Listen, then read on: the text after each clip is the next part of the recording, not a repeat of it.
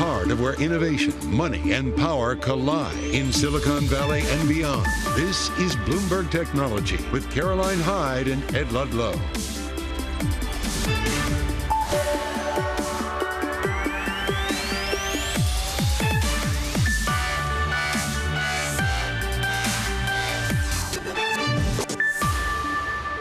I'm Caroline Hyde at Bloomberg's world headquarters in New York. Ed Ludlow is at Google I/O and joins us shortly. This is Bloomberg Technology. Coming up, full earnings coverage ahead. We have Airbnb suffering its worst day ever as a public company, and an interview with the Akamai CEO on its report. Details, they follow.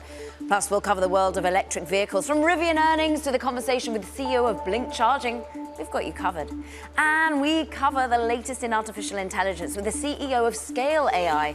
And we go live, of course, to Google I/O event, where our own Ed Ludlow is on the ground. But first, let's check in on these markets as we assess a little bit of a mood shift today. Money moving into tech stocks. Why? Because the inflationary pressure dials down a bit. CPI print coming in below that 5% handle. We therefore have NASDAQ, of course, interest rate sensitive tech stocks on the up, some 0.7%. Two-year yield on the down, as we expect maybe the Federal Reserve won't have to hike so hard going forward. Maybe a pause is on the agenda. We're off by almost 8 basis points on the two-year yield, the front end of the curve. The US dollar index also drops on that view that we get a more dovish tone going forward. Move it on, and let's have a little look at what's happening in the world of crypto, because we are indeed seeing dollar lower, so crypto on the upside. We're up by 1.9% on the OG that is Bitcoin. 28,000 is currently where we trade. Though it's interesting that we're still seeing some of the moon music around crypto just being on the dour side. Let's stick with it. Jane Street Group, Jump Crypto, two of the world's top market-making firms, they're actually pulling back from trading digital assets here in the United States. That's as regulators crack down on the industry. Look, Jane Street is going even further. It's scaling back its crypto ambitions globally because regulatory uncertainty has made it difficult for the firm to operate the business. So much in the world of crypto, so much in the world of tech earnings more broadly. Let's get to it, because Airbnb shares, wow, volatility there. Worst day, in fact, on record. That's after reporting pretty muted outlook. Let's get the inside track with Tom White, who's D.A. Davidson Senior Research Analyst. And do you think what we heard from the company in terms of its forward-looking guidance vindicates the plunge in the share price today? Yeah, look, I think, Airbnb is it's a stock that's got a premium valuation relative to its peers. And with a premium valuation, typically you get elevated expectations, particularly around quarterly earnings prints. So look, we're not surprised to see the stock sell off a bit today. I think the debate around the shares now is whether the guidance, which shows basically increased marketing investment relative to what the street was expecting, whether that increased spend is really just a timing related issue and just sort of a pull forward of marketing from later in the year into the beginning of the year, or if it's something more structural. So, near-term numbers are going down. That's why the stock is going down a bit. But, we still see value in shares of Airbnb over a longer-term time horizon.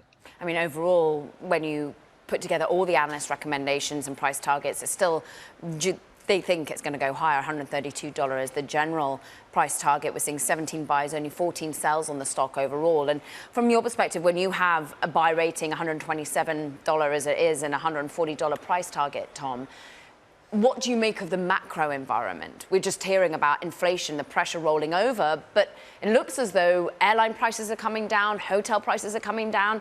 Is that good or bad for Airbnb? Well, look, I think any kind of pressure on the consumer, any pressure on discretionary spending is not good for travel spending overall. What we've seen, though, over the course of prior downturns is that leisure travel spending is quite a resilient category, particularly if you look on a global basis. Even when times are tough, people still like to get away, still like to take vacations. I think in some ways, Airbnb's recent announcement of their Airbnb rooms offering is maybe a little bit of a way to kind of get ahead of that. Airbnb rooms is sort of an example of Airbnb kind of disrupting itself a little bit by offering a significantly lower priced offering. It's single rooms in people's homes or apartments. I think they said last night 80% of that inventory is less than $100 per night. So, we think overall travel is going to be resilient, and we think Airbnb, because of the variety of the listings it has, is probably going to be more resilient than other online travel assets. Interesting. What about the market share that seems to be being eked out a little bit by Booking.com, by VRBO, by some of the competitors out there, not to mention the old hotel industry as well? Yeah, look, I think, talking about market shares right now is a little bit tricky just because of the comps, the differences in the comps, right? Airbnb is comping, over the last few years has had explosive growth, right? During the pandemic, they were sort of the only game in town. People didn't feel comfortable going to big cities or going into hotels where they had to, mingle with other folks. Airbnb's comps are relatively tougher now, whereas the traditional kind of OTAs or the hotel industry comps are a little bit easier. So just looking at the growth rates kind of, this quarter, next quarter, I think doesn't tell, kind of the entire story. The bottom line is a lot of these online travel assets all continue to grow significantly quickly. I think, discussions about market share, need to be looked at in sort of a longer term perspective. Well said. It's great to have some time with you, Tom. Thank you so much, Tom White of D.A. Davidson. As we say, biggest drop on record for Airbnb, but still got a $73 billion market capitalization. Let's talk about the macro environment which Airbnb is currently, working within. Inflation data, as we said, was out today, showing signs of actually a bit of a cooling. CPI rising just by 4.9% on a year-on-year basis. But let's go into the insight of how you and I are spending. Are we looking at luxury? Are we holding back our purchases? Rakuten president, I'm pleased to say, Kristen Gull is with us. And Rakuten is an online shopping platform, partners with thousands of stores to provide data, expertise, technology, and both businesses and consumers. And also, you give cash back, and that's a key draw, Kristen. What are you seeing in consumers' desire to be spending right now, particularly on the luxury side of things? We were very worried coming into this year that with all of the inflation pressure that consumers were going to spend significantly less than they'd spent last year. And actually, on the contrary, we've seen a relatively stable spending environment, both on the lower end in the world of marketplaces and in the world of mid-tier department stores, but luxury has been booming. And really that luxury thread carried throughout the pandemic and has continued into this year in a significant strength in how people are spending, despite the fact that the economy makes them a little nervous. So are they, in some ways, buying on the luxury end because it's deemed an investment in some way, if I'm thinking of actual, real, tangible goods? That's exactly what it is. We have a lot of data that's telling us that people are spending differently now. And there's two ways that they're spending differently. Number one, buying less but making it count more. Number two, dealing with things like sustainability, where they want to buy fewer items with less impact on the environment. And what that leads to is people investing in either resale or luxury. And investing in luxury is something that increasingly younger and younger audiences are playing in. We are seeing a lot of data that Gen Z is buying luxury at a significantly earlier age than other generations. And I think that really points to people changing the way that they spend. But also there's different offerings of the way in which they spend. How much are you seeing a competitive threat from, the RealReal or eBay or where places you can go and buy secondhand or pre-used luxury items as an investment? Where do you see that focus from Rakuten at the moment? I think right now that is a massive area of growth in the retail industry, is the world of resale. And I think for a lot of these younger consumers, that was what brought them into the luxury fold in the first place. I think the interesting thing is now luxury companies are trying to get in on this volume and get in on that relationship. So you have people like Gucci offering their own resale world on their website right now. And basically what it means is that they want to own the customer in a way that isn't disintermediated by resale sites. So that's something that I see as part of a massive growth story in retail, is resale overall, but not just on resale platforms, but by brands. How do you keep your market share in this environment? We're all talking about artificial intelligence. We're all thinking about how we can interact with the consumer more swiftly, productively. How are you looking at updating Rakuten and what your offering looks like when we're interfacing with the e-commerce platform? At the end of the day, our job is to drive growth for our retail partners, and we're doing that in a number of different ways. The first is by increasing the number of players on our site that appeal to consumers. Things like resale, things like more luxury players are really, really important to us. The second is there's a level of personalization that becomes important. We give cash back to our consumers for shopping at our retailers. That cash back is increasingly personalized to do things like incentivize you to try stores that you've never tried before, to incentivize you to make a second purchase at a retailer that you've experienced before. That level of value that we drive, not only is it valuable to our retailers, but it's also really valuable to our consumers. So when you say at the moment, you keep a real loyal customer in many ways. You say when a retailer leaves, quite often the shopper remains on 75% of the time here. What is your dream new customer from a client perspective, from a retailer perspective? You're just talking about Gucci there. Who do you want to lure onto the platform that you haven't got yet? Yeah, I think increasingly there is a younger consumer that we're going after. The sort of younger millennial audience and Gen Z is really important to us. A lot of what we've been doing over the last few years is bringing on a lot of direct-to-consumer brands that are more important to that audience and that generation. And then to your point, expanding our luxury environment overall on the platform. We have played really, really hard in luxury department stores for a long time. Individual brands is the next thing I'd love to tackle, because that does actually drive a lot of value for that younger millennial and Gen Z consumer.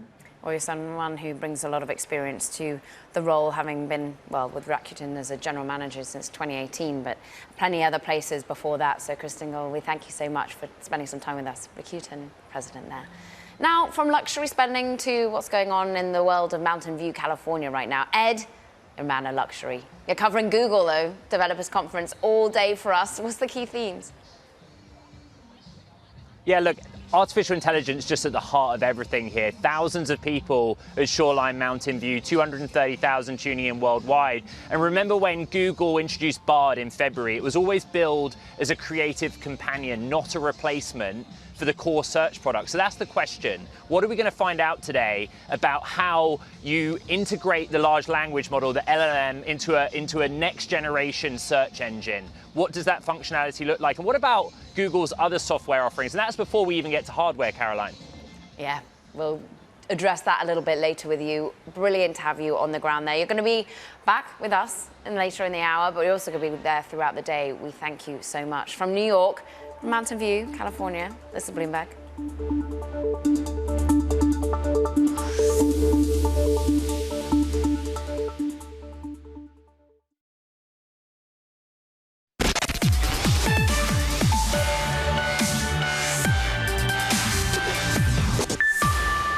Let's go back to the earnings. Let's get a look at Akamai Technologies. Shares are actually having their best day since 2020 after it reported first quarter results that beat expectations. It gave a full year forecast that was ahead of the analyst consensus.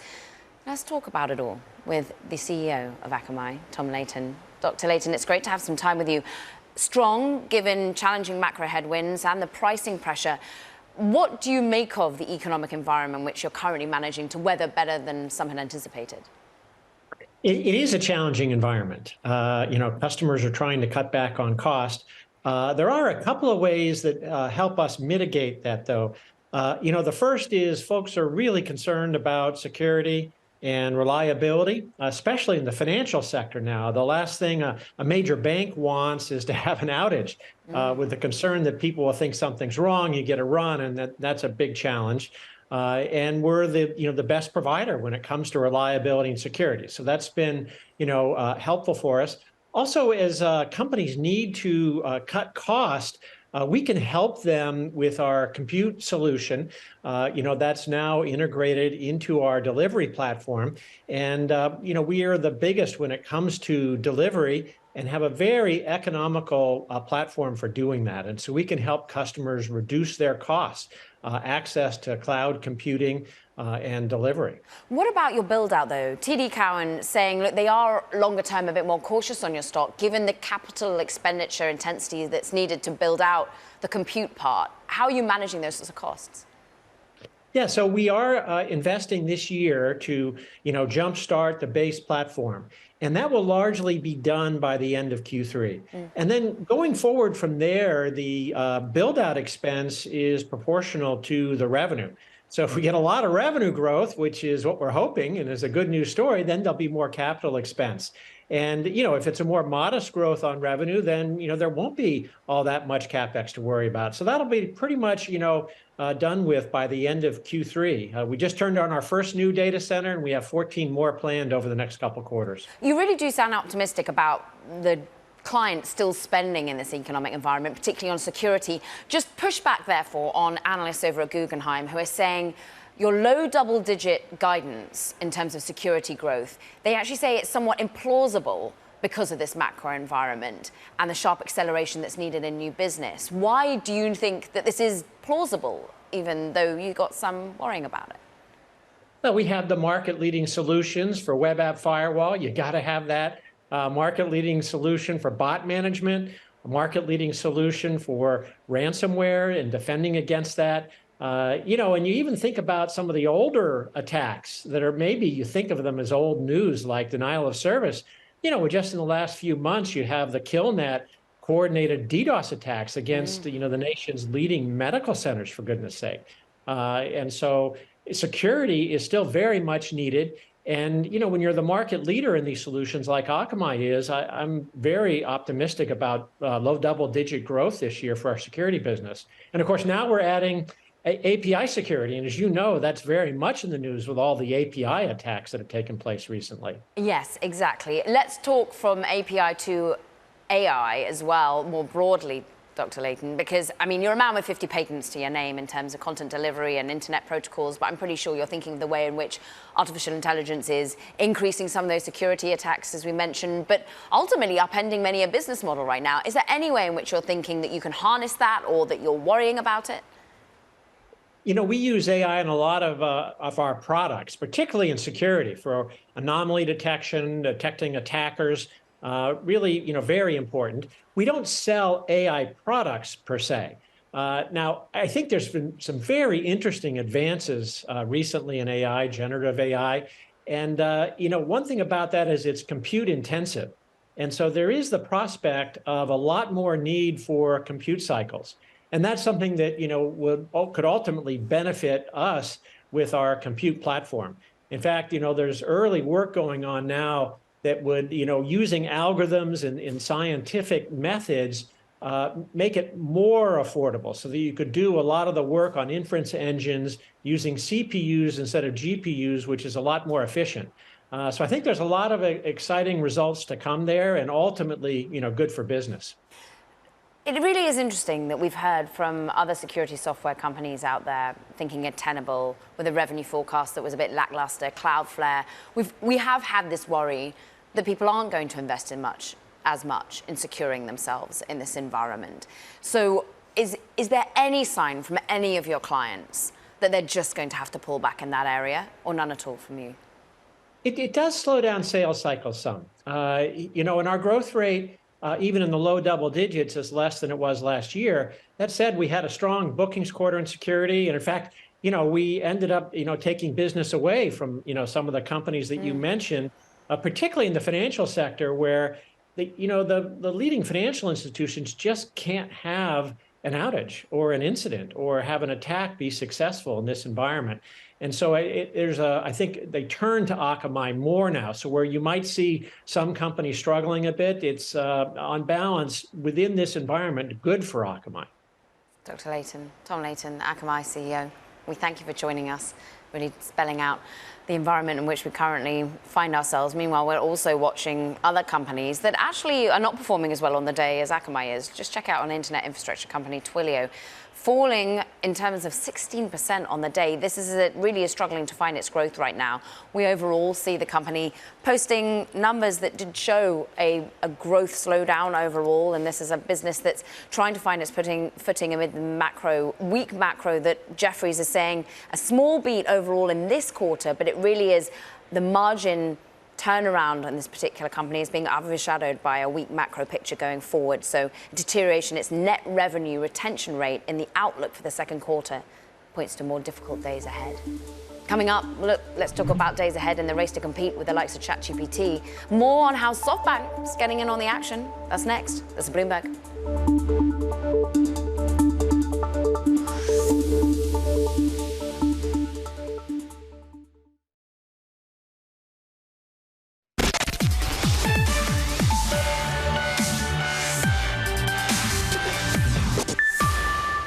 Time now for Talking Tech. And first up, monthly sales from Taiwan Semiconductor Manufacturing, TSMC, fell for a second month. That's as consumer demand for electronics just slows. Sales of made-to-order chips, they're down 14% from a year earlier, signaling that the chip sector's slump It's yet to bottom.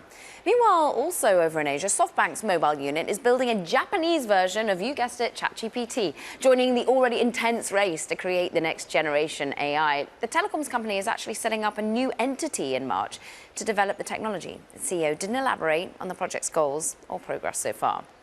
And let's look at content right now, because Tucker Carlson says that he's turning to Twitter to launch a new show. This after, of course, being fired from Fox News last month. Carlson posted a 3-minute video online saying that he would bring a new version of his Fox News program, although Elon Musk says he hasn't signed any sort of deal.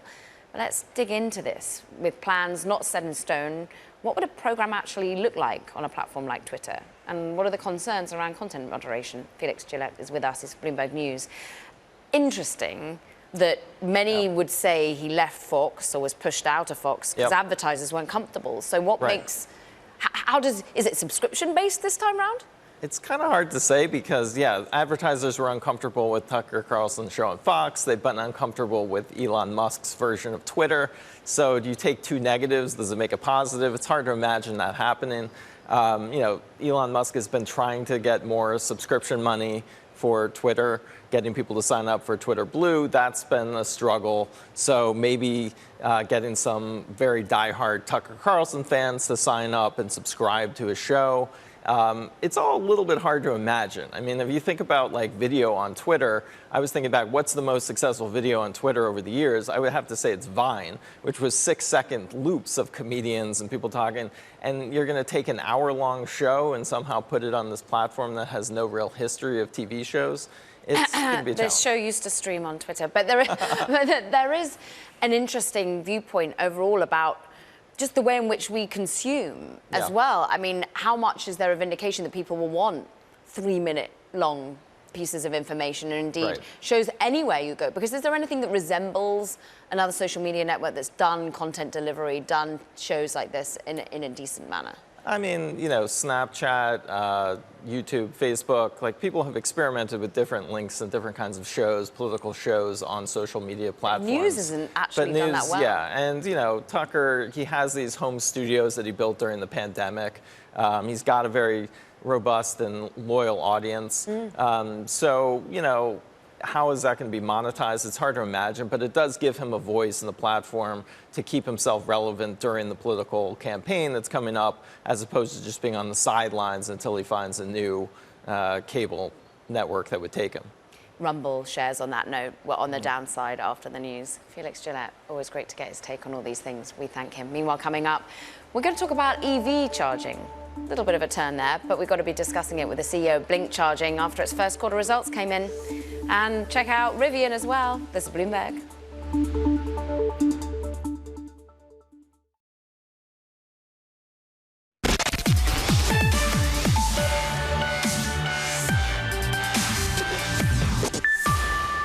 Welcome back to Bloomberg Technology. I'm Caroline Hyde in New York. Let's have a quick check on your markets, because we've actually seen a reprieve in tech stocks again on the back of inflation data that shows maybe this pricing pressure is cooling. Of course, interest rate sensitive tech stocks do well, and the Nasdaq 100 up more than 0.7% as inflation comes in sub 5% year on year. We're looking at a 10-year yield getting a bid. That's as we maybe anticipate the Fed will maybe be able to take that pause in its hiking cycle. We're down 7 basis points. Bitcoin does higher as the dollar goes lower. We're up more than 2%. Flick it on. Let's go into some of the individual names, though, because we've had an extraordinary amount of earnings still to be digesting. A firm on the higher side up more than 4%. Even though there was some caution after the numbers dropped about overall buy now, pay later, the overall headwinds in this macro environment of consumer, but many an analyst thinking that this is a stock that can weather, can perform at the moment. So we're up more than 4%. Datadog, it's a local company, New York based, up 6%. Guess what? It's got an integration with OpenAI, and people like it. The fact that it's going to be checking in on how companies interact with ChatGPT and like products. So Datadog on the upside. Airbnb very much on the downside, having its worst fall as a publicly traded company after its forward-looking guidance was a little bit weak. Let's talk about other earnings, because there are more, thick and fast, in the EV space in particular. Blink Charging just reported revenue for the first quarter. Look, it missed some analyst estimates out there, but it's still more than doubling revenues. The EV charging stations company is really continuing to transition to an in-house manufacturing model. Gross margin profile is expected to improve throughout 2023 and the next year. Let's talk about it all with the relatively new, recently appointed CEO, Brendan Jones. Of course, you were at the business already and now taking the CEO mantle, Brendan. And just talk to us about the revenue drivers here. Who is wanting to get their hands on these charging stations across the United States? Absolutely. So this space is on fire. As more and more states start to adopt provisions that say that internal combustion engines can no longer be sold past 2035, we're seeing an increasing emphasis on charging. And who's asking for it? You've got everything from municipalities to private ownerships to big real estate groups to state parks that want to have charging for new sport utility vehicles that are EV, and of course the federal government. We're very proud to have been one. The United States Post Office Service put out a bid for 45,000 chargers. We won part of that deal, and we've already begun to install those chargers with USPS. So the goal right now is to make sure that we can get as many chargers out there to service the EV buying public. And Blink right now, as you saw, we're on double-digit growth between last year and this year, and we see that trend continuing for the foreseeable future. How does the US stack up versus Europe, Asia, Latin America? I know these are all markets that you're analyzing and in. Yeah, so what you see in Europe is a little bit progression of the model. So they're much further ahead on both the car sales and the penetration of chargers in the public space. So US is following right behind that. So while they're a little ahead, we see ourselves as catching up. Now, a lot in Europe is policy driven to mandate charging and mandate the purchase of electric vehicles. We have some policy initiatives that make it easy to adopt. And then we have the federal funding for the NEVI program, the $2 billion from the Biden administration to accelerate infrastructure. So the US is more show us, but I'll tell you, the auto OEMs, they're bringing out the cars.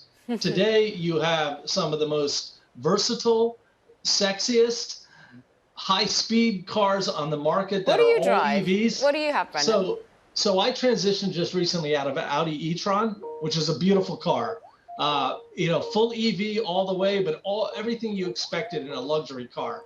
Now I'm looking at a couple different models, some domestic, and some made overseas as well. My goal in life is to always own a Mustang, so I'm not hinting that I might be in a Mach-E, but I'm definitely leading in that direction.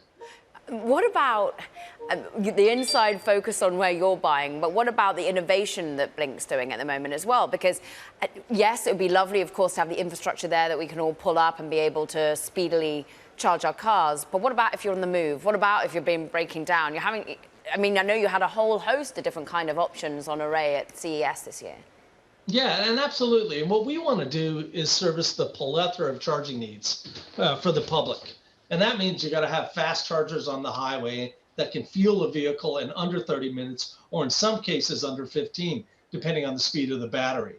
Then you also have to have home-based charging. When we look at McKinsey data, it tells us that 90% of the charging that's going to take place globally is what we call level 2 charging. And then the other 10% is going to be DC fast charging, which is the faster must-have charging. But also, as you pointed out, there's this need for what we call a rescue charger.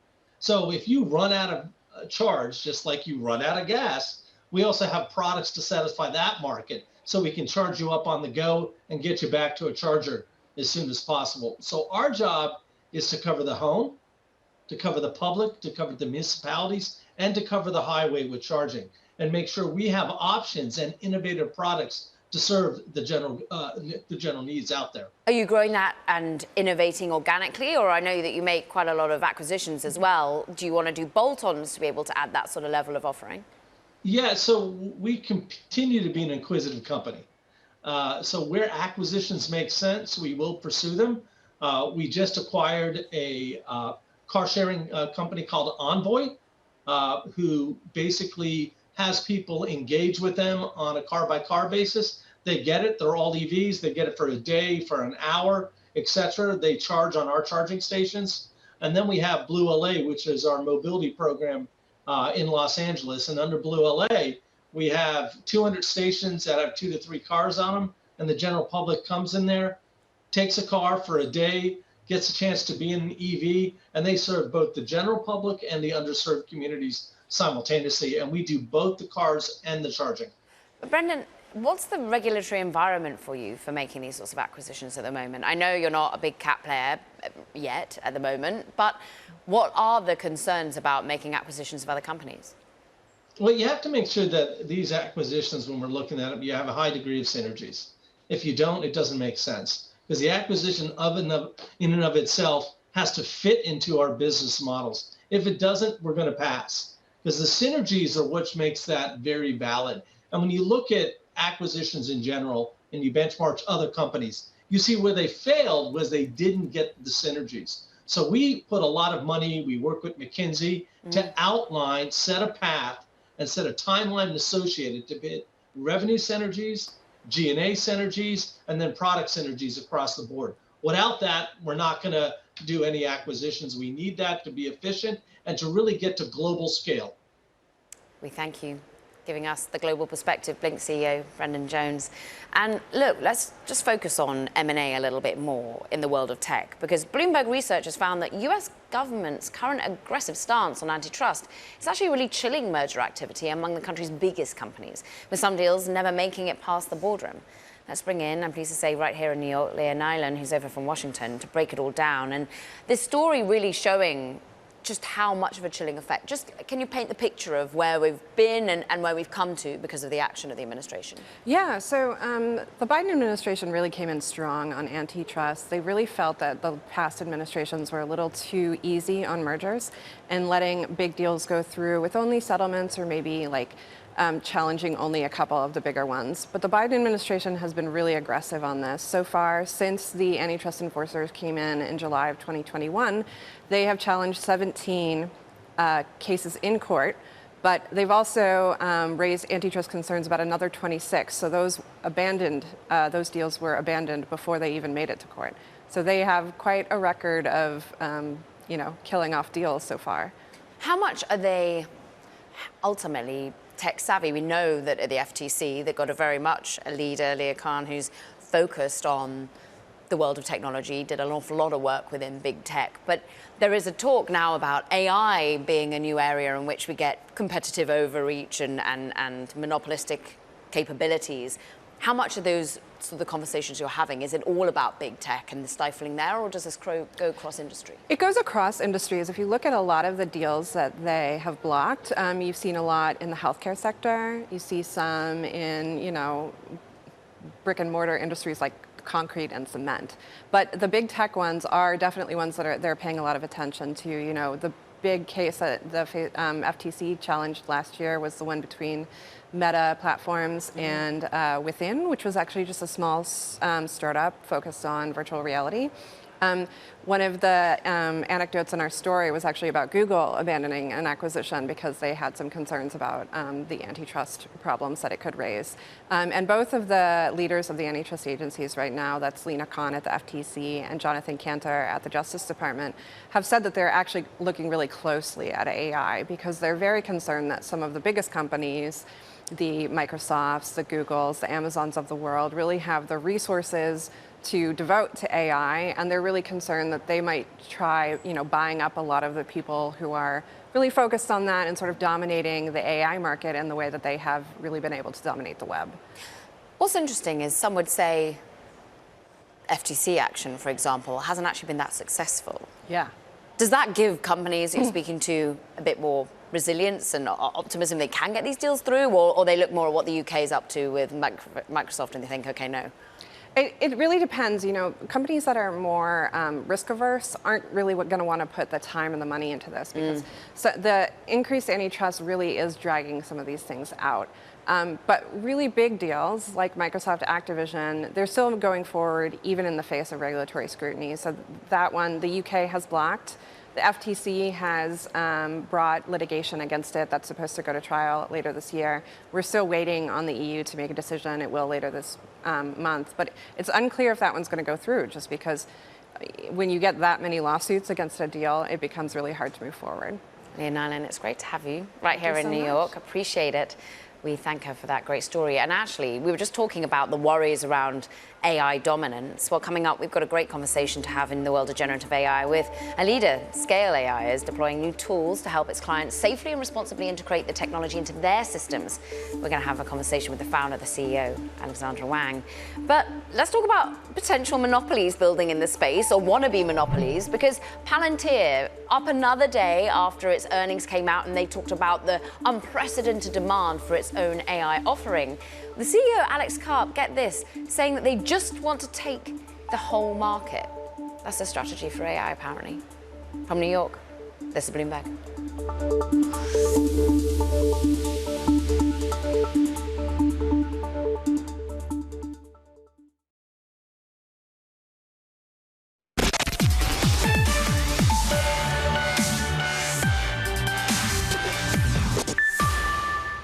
Scale AI is a leader in creating generative AI systems, and it's launching 2 new platforms to help its customers apply AI systems within their networks. Joining now is Alexandra Wang, the founder and CEO of Scale AI. And Alex, at the moment, I'm trying to wade through Palantir that wants to take the whole market. We had Salesforce on interjecting ChatGPT within its offerings for Slack and for Tableau. We've got IBM with Watson X. What exactly are you offering that's kind of different from the others? Yeah, so at Scale, we've been in the AI industry for more than 7 years now. We've been quietly powering much of the modern revolution in generative AI. And what we're seeing today is a lot of AI tourists pretending to be AI natives. You know, there's a lot of companies who are not selling solutions. They're ultimately just selling vaporware. And our products, you know, they aren't coming soon. They're in the hands of customers today, from the Fortune 500 to the US Department of Defense. And we don't see many other platforms that can say that. So today, we're proud to introduce our 2 new generative AI platforms, Scale Donovan and Scale EGP, to unlock the power of AI for every industry from the US government to global enterprise. Our Donovan product is our platform, which is the first large language model deployed on a classified network for the US government. And with Donovan, our warfighters can act in minutes instead of weeks. And our customers today include the US Army's 18th Airborne Corps, the DoD's CDAO, and the Joint All-Domain Command and Control effort in particular, and the Marine Corps University School of Advanced Warfighting. So just to go back, are you saying that Palantir, with its machine learning and its already integration with the Defense Department, for example, that's an AI tourist? So, you know, I think the key thing to look at with any one of these platforms is whether or not they have customers that are live with the technology today who are using it actively. And, you know, I think there are plenty of platforms that are touting huge announcements, but that do not have any live customers and any activity today. And they have oftentimes coming soon as sort of the headline on their homepages. So I think that's one of the key things to look at. You know, we at Scale, we've worked with OpenAI since 2019, working on much of the technology that's undergirded ChatGPT and other technologies, work with much of the rest of the ecosystem, such as Microsoft, Meta, working with folks like Stability, Adept, Carper, Cohere. And so this is, you know, we've been in this industry. We're one of the companies with the greatest amount of experience in generative AI, and we're excited to actually bring that expertise to the enterprise and to government customers. And to the White House in terms of evaluating platforms, right? Just remind us that, is it going to be your platform that they're using at DEF CON 31 to be able to basically test and understand how Hugging Face, Anthropic, Google actually work? Yeah, exactly. So we are Switzerland. We are not beholden to any one platform. And in fact, we've been quietly partnering with most of the AI industry. As a result, we're the perfect partner to work with the White House and with DEF CON in using our platform to actually evaluate all of these models that are being built and understand what the implications and safety implications of these models are. You know, we believe that progress in foundation models needs to happen hand in hand and alongside progress in model evaluation and safety. And that's really what we've built our platform to help enable, and why our platform is going to be the one that's used in partnership with the White House, in partnership with DEF CON, to help understand these models. What do you think you'll find, Alex? Do you think you'll find safe and solid spaces being crafted for new models, or are you a little bit more worried? I think broadly within the industry, one of the things that's happened is these models have all been released and have been released out into the world before much of this testing has taken place out in the public. And so, I think invariably we're going to find some things that are going to be concerning, but I think we're also going to find that many of the builders of these models have actually put a huge amount of thought into the systems that they're developing. And so I think we'll see a range. There will be some models that are significantly safer than others. And even the models that are safe, I think we'll continue to find things that, we need to work on, we need to improve. Our goal with this, or in our work with the White House and with DEF CON, is really in releasing a platform that, and a framework that can be used across in perpetuity by the industry. We want to create an evaluation system that we can always use to evaluate the quality and performance of these models going forward. But does it matter if we put regulation on the United States or developed nations do when others, many would say China, Russia, don't? And what does that look like? Because technology doesn't have that many boundaries. Yeah, I think this is a really, really important question. I think that the topic of AI regulation is certainly an important one, and as we've seen with AI to date, the key to human-centric responsible AI is really a solid data foundation.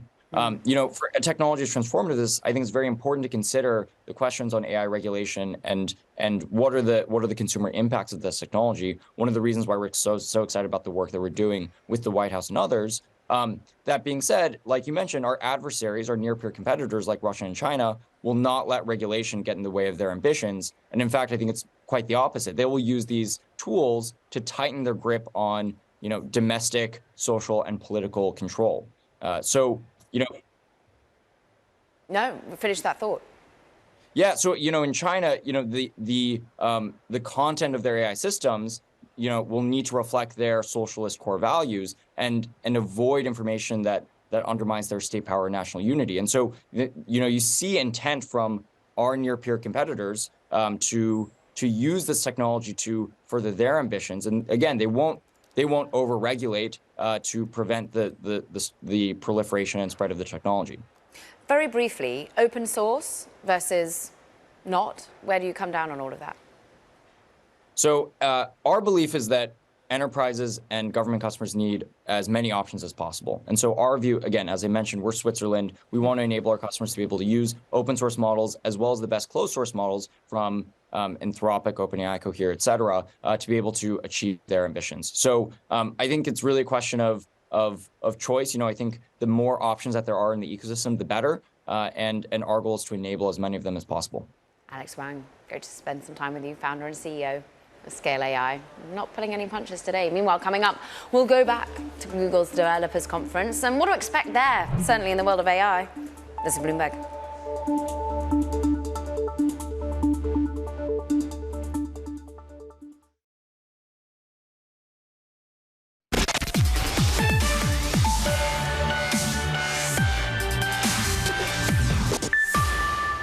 We've got to go back to our one and only Ed Ludlow in Mountain View at Google I/O, which is about to officially kick off, and I imagine a whole host of conversation around Bard and artificial intelligence.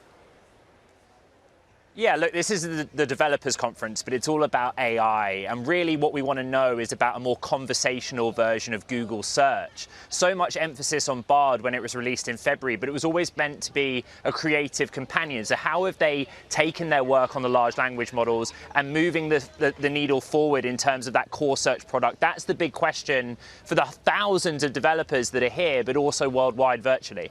What about the developers that want to be building on pieces of a hardware kit that Google makes? Where are we seeing the iteration of the Pixel? Yeah, so we expect them to unveil Pixel Fold, a large form factor folding smartphone. And you ask, well, how does that relate to AI? But if you speak to developers or analysts, they say, wow, look how big it is. Think about the processing power. What are the future on the inference side of AI use cases that you can do with a phone like that? Google has 1% of the smartphone market. Flip phones or folding phones are 1% of that market in itself. It's tiny. So how are they going to move the needle forward here, grow their business, and deeply integrate AI throughout all of their software and hardware offerings, Karen? Ed, great to have what's happening on the ground. Go run off to that next speech that you're going to be listening to. Ed Ludlow, we thank him. He's going to have so much more for you throughout the day on Bloomberg TV from Google I/O. But that does it for this edition of Bloomberg Technology. Stay with us for an exclusive conversation from Google I/O, the head of Google Devices and Services. Don't want to miss it. This is Bloomberg.